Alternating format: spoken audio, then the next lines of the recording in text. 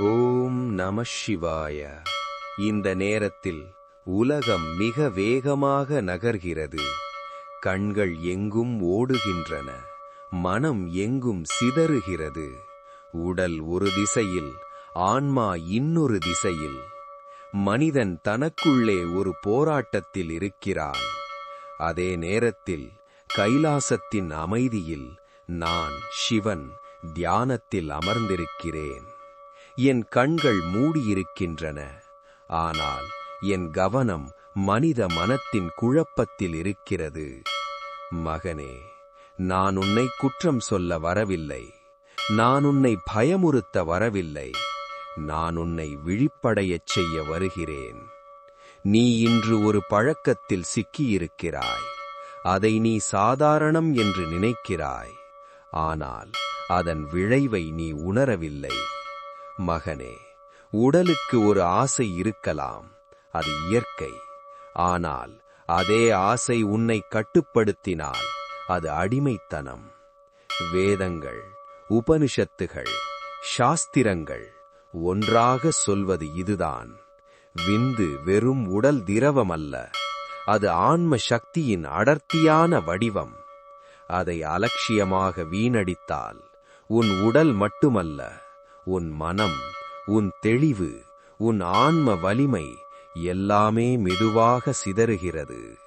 இந்த நேரத்தில் நான் உனக்கு உண்மையை சொல்கிறேன். அடிக்கடி இந்த பழக்கத்தில் மூழ்கும் மனிதன் கவனம் குறைகிறது, தன்னம்பிக்கை சிதறுகிறது, மன உறுதி தளர்கிறது, குற்ற உணர்வு வளர்கிறது, தனிமை அதிகரிக்கிறது. நான் கேட்கிறேன், உடல் சுகம் சில நிமிடங்கள், ஆனால் மனச்சோர்வு ஏன் நாட்கள் முழுவதும்? மகனே, நீ தியானத்தில் அமர முயற்சி செய்தால் உன் மனம் அமைதியாக இருக்கவில்லை. ஏனென்றால் உன் சக்தி மேலே ஏறாமல் கீழே சிதறுகிறது. சாஸ்திரங்கள் சொல்கின்றன, விந்து மேலே திரும்பினால் ஓஜஸ்ஸாகிறது, ஓஜஸ் புத்தியாகிறது, புத்தி ஞானமாகிறது. அதனால் தான் ரிஷிகள் பிரம்மச்சரியத்தை தண்டனை இல்லை, பாதை என்று சொன்னார்கள். மகனே, நீ விழுந்தால் நான் உன்னை தள்ள மாட்டேன். ஆனால் நீ விழுந்த இடத்தையே வீடாக்கினால் அப்போது நான் எச்சரிக்கிறேன். அந்த பழக்கம் உன்னை மனிதனாக இருந்து அடிமையாக மாற்றும். நீ உன் சக்தியை உன் இலக்குகளுக்கு பயன்படுத்தவில்லை என்றால் அது உன்னை உள்ளிருந்து காலி செய்யும்.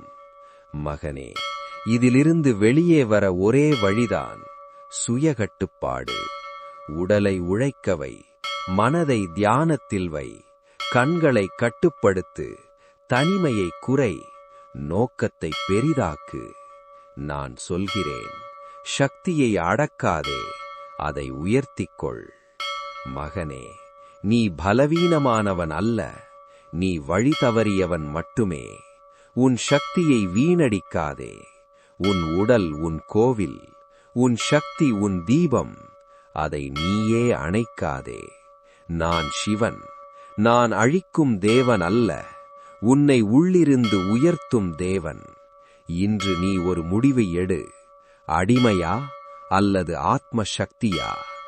ஓம் நம சிவாய. ஓம் நம சிவாய.